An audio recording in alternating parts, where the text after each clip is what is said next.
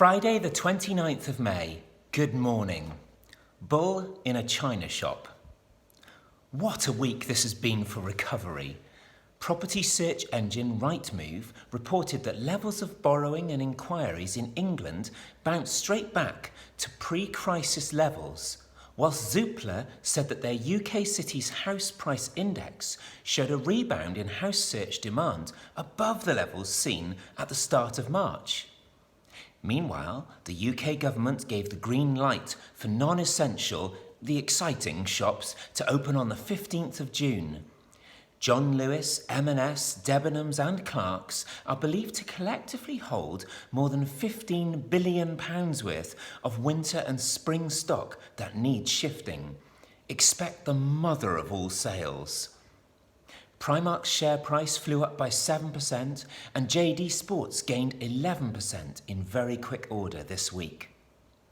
The travel company TUI saw their share price rocket by 50% on news that Spain will open to tourists from July.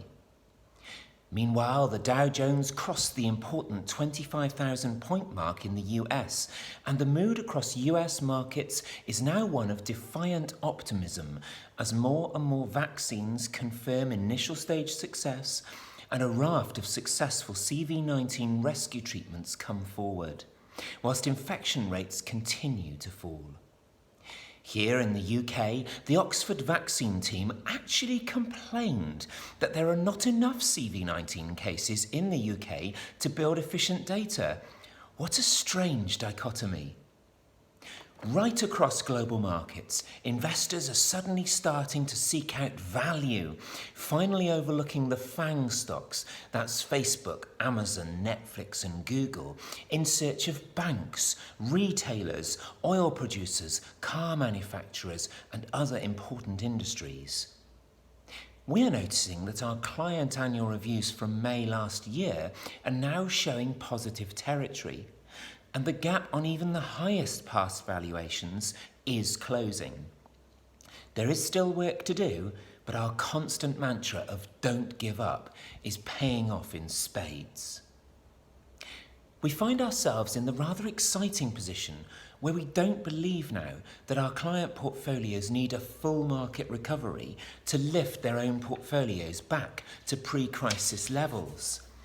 This is because of our own diligent diversification, monitoring and fund selection. We would be forgiven for now collapsing into a corner somewhere and declaring this crisis to be over. However, we need to be realistic. It will likely be next year before the FTSE 100 returns to its pre-crisis levels.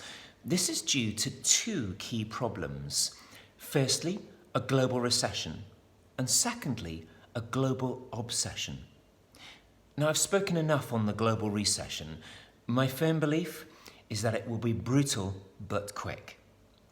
The global obsession with the China story, however, is one to watch. I found myself paying twice the amount for half as many disposable gloves this week because they're not made in China, but rather are made here in the UK. This change in my own outlook seems to mirror that of my own clients' minds. Let's be honest, China appears to have not behaved very well. Their decision to enforce more draconian laws upon an island that lies over 1,000 miles off their own shore this week could be viewed very cynically indeed. There is still grave concern, supported by some evidence, that the CV-19 virus accidentally leaked from a Chinese laboratory. Perhaps we will never truly know the source, but the world does seem to collectively feel that China was very slow to sound the alarm on this pandemic. The words cover-up are now being synonymously used with this country. In the UK, many questions are being asked about our government's decision to push on ahead with Huawei integration into our telecom systems. Across the pond in the US, the anti-China sentiment is growing at pace. In a country where someone needs to be accountable for this, the bull may well be running around the China shop. It seems likely that Mr. Trump will impose more sanctions on China. However, I would expect tough rhetoric with little real action until the autumn presidential elections are out of the way. When you've measured all of your success on the state of your stock markets, you become very cautious about paying for breakages.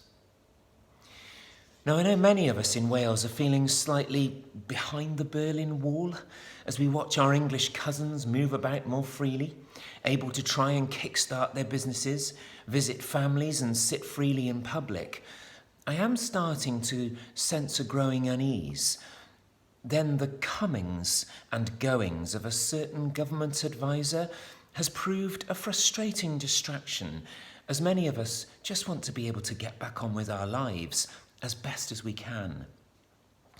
I would expect the China agenda to prove an excellent opportunity for those in government all around the world who need to shift the focus away from themselves. In the meantime, the recovery is happening before our eyes. I believe that our darkest hours are now behind us, and that the future for our clients, their families, and their portfolios is bright. As always, I'm here for you 100%. If there's anything you need at all, just ask. Hang on in there. We're nearly there now. Until next week, all the very best.